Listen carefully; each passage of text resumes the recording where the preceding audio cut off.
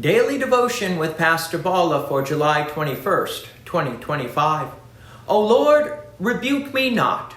From Psalm chapter 6, 1 through 3. O Lord, rebuke me not in your anger, nor discipline me in your wrath.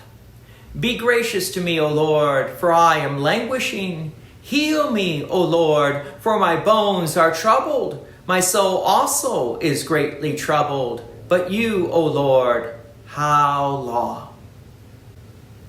Now, Psalm 6 is one of the penitential psalms, a cry from a heart burdened by sin, suffering, or you could say both. David begins with a plea that shows both reverence and dependence. O Lord, rebuke me not in your anger, nor discipline me in your wrath. He does not deny his need for correction. He knows the Lord is righteous and that discipline is just.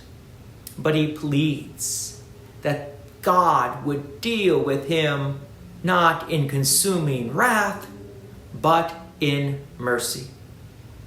David knows the difference between the discipline of a loving father and the judgment reserved for God's enemies. Like a child who trembles under the weight of conviction, he turns to the Lord not to escape correction, but to be restored through grace.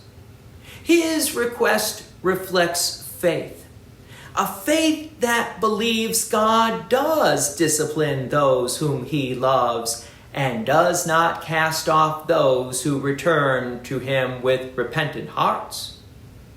In verse 2, the depth of David's distress becomes clearer. I am languishing, my bones are troubled. His suffering is not only spiritual, but physical. Sin and sorrow have worn him down to the core. His strength is failing. His inner and outer life are both shaken. Yet this very weakness drives him to prayer.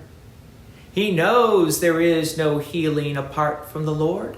Heal me, O Lord, he cries, not only in body, but in soul. Then comes perhaps the most interesting line. My soul also is greatly troubled, but you, O Lord, how long?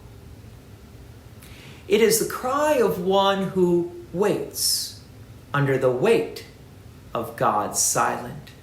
How long? Is not a demand, but a lament. It is the question of a heart that still trusts, even when it cannot see the answer. This psalm speaks to all who find themselves beneath the hand of discipline, enduring a season of sorrow or spiritual dryness. It teaches us that we may bring our pain honestly to God, not in pride, but in humility, trusting that his mercy is greater than our sin. In Christ, we find the ultimate assurance that God's rebuke is not wrathful condemnation, but fatherly correction. On the cross, Jesus bore the fullness of divine wrath in our place. Because of him, we can cry out for mercy with the confidence that the Lord hears, heals, and restores. So when your soul is troubled, when your bones are weary, when the silence feels long, do what David did. Turn again to the Lord. Plead not your worthiness, but plead his grace, and wait, not in despair, but in hope. God's peace and many blessings be with you. And thank you for listening. And please take an opportunity to share this message with others.